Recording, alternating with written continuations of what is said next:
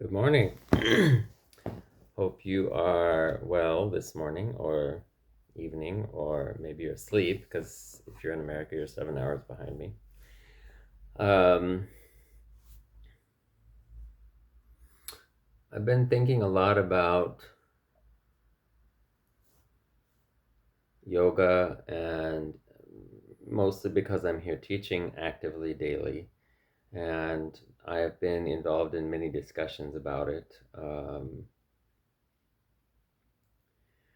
And there's so much segregation, separation, whatever you'd like to call it, within the yoga community.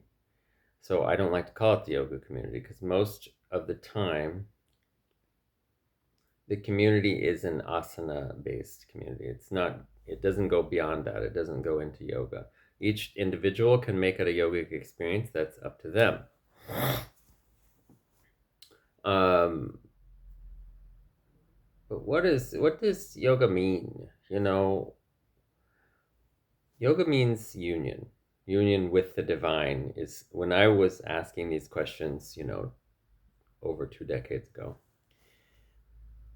There was someone saying yoga means union with the divine, and so I'm thinking, okay, me and God's there, right?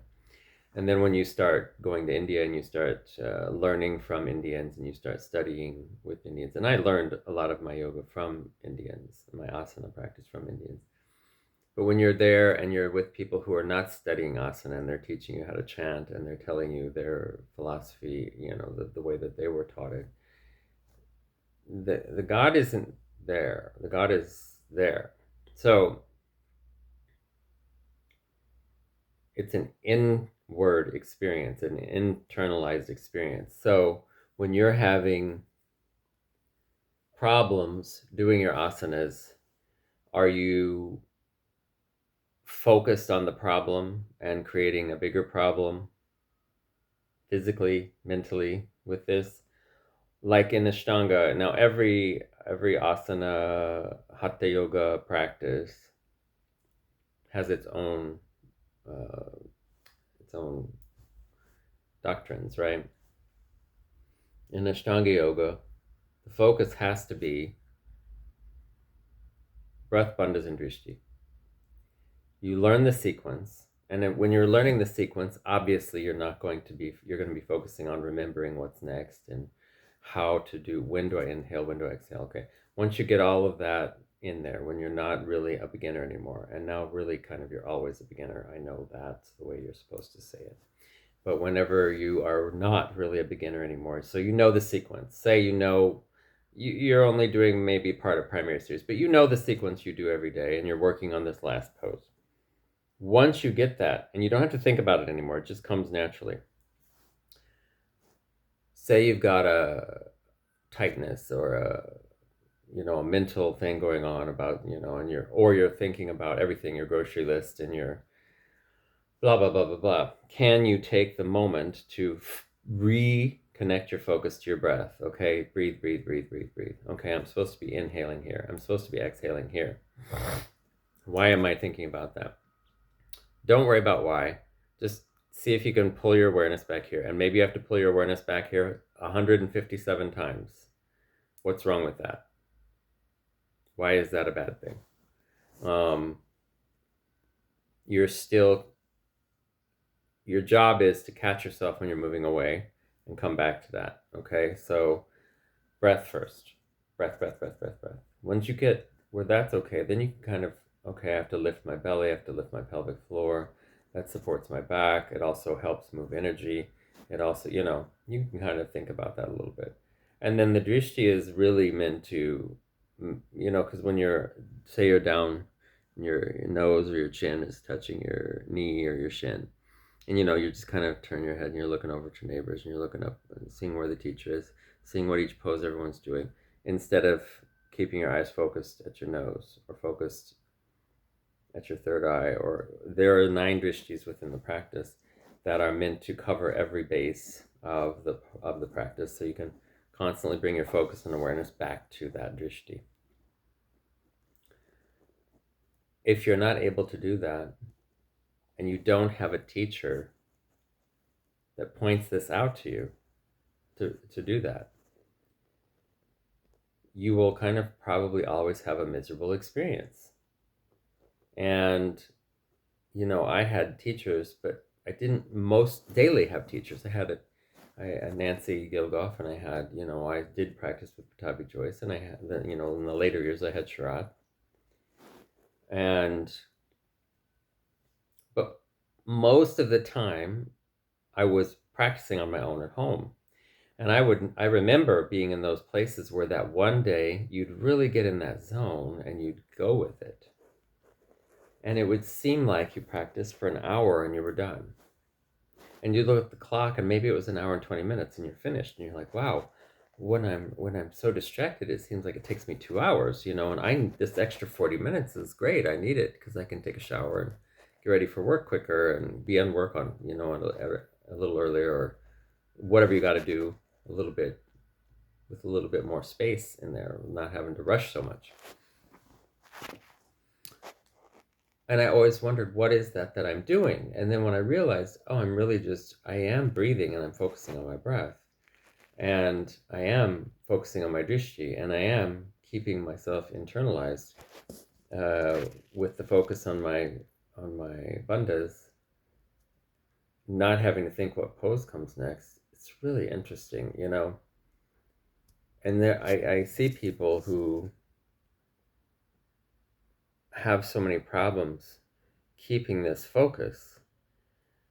And I think it's gotten worse now, because when I started, social media wasn't there. YouTube didn't even exist. Facebook and Instagram came, Facebook came like years and years later, and Instagram came even more years later than that. And our phones weren't these phones like I'm recording this on my phone. Our phones weren't like this. They didn't have cameras. They were barely functional. You had to hit one letter 3 times to get a C, the other letter 3 times to get an F, So you were like, bah, bah, bah, bah, bah. So you didn't type text a lot when texting started happening, which texting still didn't exist. I still have a Yahoo email account because at the time when I started, Yahoo and whatever was the AOL were the only ones that existed. So you got those couple things and that was it.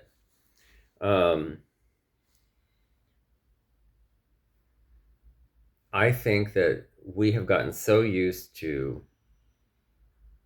scrolling on our phones so much, so there's an overt amount of stimulation to our frontal lobe, to our mind, to our eyes take it right directly into our brain, that we don't know how to pull ourselves away from that and focus. It took me years to do it. I'm not saying this is an easy process, and I'm not saying this is something that's going to come to you like that. It's going to take you a while to get used to this, but you have to want to do it. It has to be something you're really drawn to do, to really take yourself to an internal experience of yoga if you're doing asanas. There are some other techniques, say when you start with meditation. I felt like that was really hard because I had a lot of pain in my body. So when I'm trying to sit and do these meditative things, which I did try, I started with some Kundalini books and how to meditate on your chakras and that kind of stuff. I had a few experiences that kind of blew me out because my body was not prepared for this energy movement. But my body was in so much pain most of the time that sitting there was not super possible. And I believe it was Iyengar who said, there's a couple interviews with him in some of his books, which I think his books were really great because he had a good handle on the English language to write the books in his own words. He was a very sick kid, and so they sent him to his brother-in-law, who was Krishnamacharya. Yes, Krishnamacharya famously was married to his older sister, and became his teacher. Not for very long because they didn't have a good relationship. But he said everyone was asking him about God, and when you're when you're a young Indian, yoga is about getting in touch with God. It's not about doing asanas. Completely opposite of what we start with in the US and in Europe with, you know. And so he said, well, how can I think about God when my body was in pain and I had so much stuff? Uh, you can't think about that until you get that out of the way. And so I couldn't do those things. I needed this movement practice to get my spine, to get my sacrum and my lumbar spine really in a good place, that I was able to do that. Now I sit and do puja in the morning and it's an hour. You know, it's like when I sit and chant, if I do two mantras, it can be an hour of sitting there, and it doesn't bother me. I'm okay with it. But I've been doing asanas for 25 years. You know, I'm doing less strenuous ones maybe these days. I do some days some more, some days less, but that's neither here nor there, because they did their job so that I can get to this point of taking this internal focus. And so what starts to happen is once my body quit having the pain and quit having it didn't quit having it. It's just that I kept being reminded to reshift my focus and my awareness back to these three things: breath, bandhas, and drishti. Instead of, say, I have a pain in my elbow. Now, the pain wasn't like something, I have a stretched tendon or something. It wasn't like a major thing I needed to worry about. Okay, you notice it and you come back. Just like when you're meditating, you notice when your mind's thinking and it's like up here, and you bring your awareness back and you say, focus here at your breath when your breath's coming in and going out naturally. And, or if you have a mantra and you're distracted, you bring your mind back to the words you're supposed to be saying. If we're doing all this external focus in our regular daily life, and we don't take any time throughout our day to bring the awareness back here, I don't think we're ever going to be able to do yoga. And I would say to most people, and it depends on you and your situation, that's probably the root of the distraction, is that you haven't taken the time, the years at the beginning of your practice. And if you've been practicing 1 year, I'm not talking about that, because it's going to take you longer than that to bring the focus back here, back here, back here, back to your breath, back to following the inhale, the exhale, back to looking at your nose, back to looking at your, wherever the drishti is for that pose. And if you can't understand the bandhas, then don't worry about it. Focus on your breath until you get a teacher who can teach you about the bandhas. It's a really interesting thing to experience people who have so many different types of teachers, and when they come in your room and your focus is this, and they've never had anyone tell them that before. My student of mine, who I taught the Ashtanga primary series years ago, 6 years back, came here to visit because I'm not too far from where he lives in another country, and was here practicing for over a week. He stayed for like 10 or 12 days or something like that. And he said, wow, that room it's really quiet, and everyone's really focused, and they're very intense, and they're very intent on their what they're doing. And I said, that's how I teach. But he's been away from the way I teach for a long time, so he isn't used to that. He doesn't experience it anymore. It's very interesting to bring it back home and have someone tell you that. And when you hear that, you're like, oh yeah, that's been the crux of my teaching, is to keep people into that deep inner awareness. And it felt very good to hear that from someone who's known me for some time, that they see that and feel that in the room. And he really got inspired to practice with more intention and more strength and more kind of spiritual resolve. And it was very nice to hear that. I really enjoyed that. So maybe I'm doing my job. I don't know. I have my own issues, but it's got nothing to do with who I'm teaching and how I'm teaching them.